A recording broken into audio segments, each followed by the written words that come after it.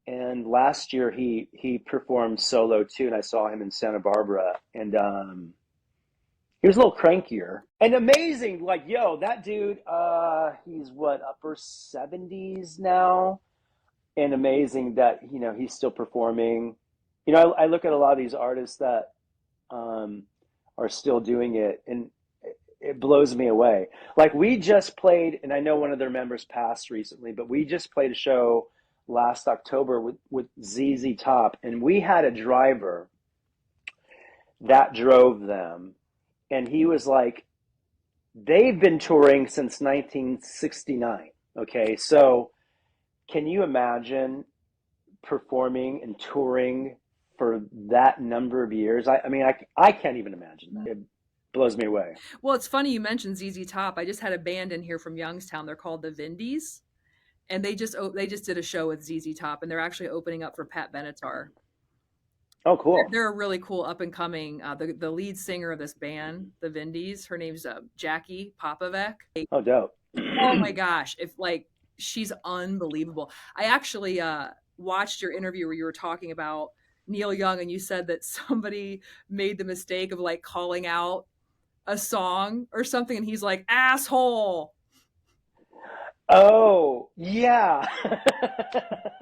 I mean, you don't fuck with Neil Young. You don't. If you listen to Howard Stern, No. like Neil Young, you do not fuck with that guy.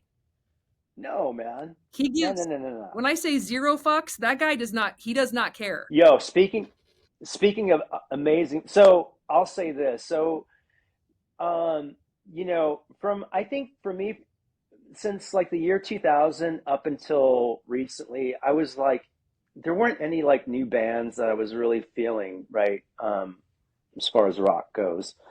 But in the past like 5 years, there's been this resurgence of amazing bands. And I saw this band in Denver the other week, Mannequin Pussy. And might be the best vocalist I've ever heard. You'll love them. They're amazing. So I got into this record. Their most recent just came out in October, and a homie of mine turned me on to them a few weeks back, and I started listening to this record. I'm like, oh my god, these guys are great. How do they pull this off live? Was my question, and then I saw them, and I'm like, now I have more questions because I do want to ask this singer how she does it because wow, I was blown away. So great. I can't wait to like. I'm digging it. Oh yeah, you're gonna love this record. I Got Heaven. Yeah, it's sick. It's I sick, want to know. I already have questions. I want to know how you came up with that name. right? Like that's a very interesting, and they just look like an eclectic crew. They were dope. They were so good.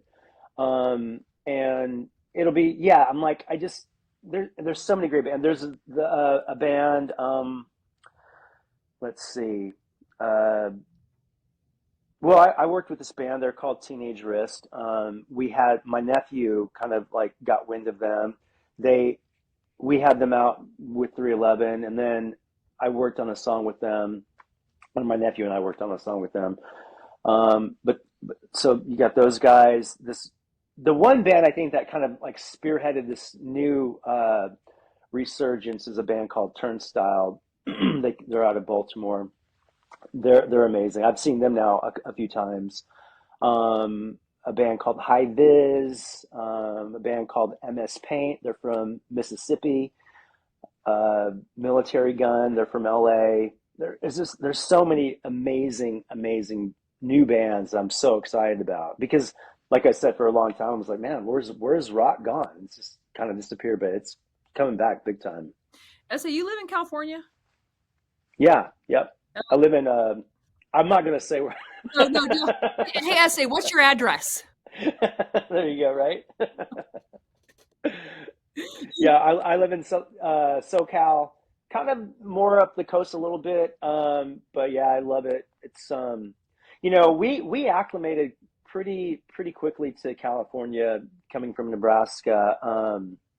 And then you'd be on tour and you're like, get me back to Cali, man. Just get me back to California. It's an amazing place. This whole country though is an amazing place, man. I mean, we tour all the time, and there's so many interesting pockets, to the states, and and just, a really cool, interesting tapestry of people. What do you think, like, when you look to the future and you think about life, like, I'm sure you've thought of it, like, what if I just stop doing this? Not that you ever want to, but what would, in your mind's eye, what would that look like for you? What would you do? I'd have a nursery slash bookstore. That's where I'd want to be. I garden all the time, and I love reading. Obviously, I love music. Music will always be a part of my life, but there's something about just because there's so much kind of like, I don't want to say noise in my world, but busyness, right? And it's just nice to like get quiet and just kind of find a focus and zone out, right? So, but yeah, I love being outside in nature, and I love being around books. Those are my jams, bro. What are you reading? Um, well, I read this amazing book recently. It's called Speaking East, and it's about this kind of avant-gardist. He was a poet, but writer, artist, but he was from Romania, and he kind of came of age during this Nazi, incursion into Romania. It was during the war years, and it's a fascinating read, and it's just this story of uh, massive trauma, and like we all know trauma is such a a buzzword anymore, but you when you read of these experiences, and for a long time, even like with soldiers returning from war, like we're trying to name these conditions, and we're only now kind of getting a grasp of like this deep seated agony, right? And but reading about someone that lived in a war zone and then survived it, and it's just remarkable, man. And you know and then reading the rest of the arc of their life, like that wasn't the end of their life. They got out of it, and then had some you know uh, flourishing and growth, and used, and a lot of it was fueled by that, right? So people are endlessly fascinating. There's another great book if you're looking for a good summer read. There's a book called Cervantes Street, and it's about the author of Don Quixote, right? And but the book is about the writer's life who wrote the book, and the guy who wrote it, his name is Jaime Manrique, and he, I think, took 5 years of research to research the subject, and the book is fascinating. You could read this book and not read Don Quixote, and you've read Don Quixote basically. It's just, and it's not as big. Do you speak French? I took French in high school, but no, I don't speak it. I wish, yeah, that's one thing I would like to maybe dip into. German too. I love the German language. I love the French language. I love language, but yeah, I don't. No, I don't. Because I saw an Instagram post from you and it was in French, and I was like, okay. Oh yeah, I yeah. was like, if That this that guy can was speak like, if he's like speaking multiple languages, he's up there jamming out. Like, what the hell doesn't this yeah. guy? And you know what else is funny about No, you? I was trying to figure you out before I talked to you, obviously, and I was looking through your Instagram, and the way that you write on the gram, I love it. Like, sure. it's so kind of like street or something. Like, you've got these like words Hmm. and terms, and like I was, I don't know, I'm into it. I do write too on kind of on the side, and um, it's like one of those things. It's like we all wrote poetry, or maybe not all of us wrote poetry in our teens, but I'm still writing it in my 50s.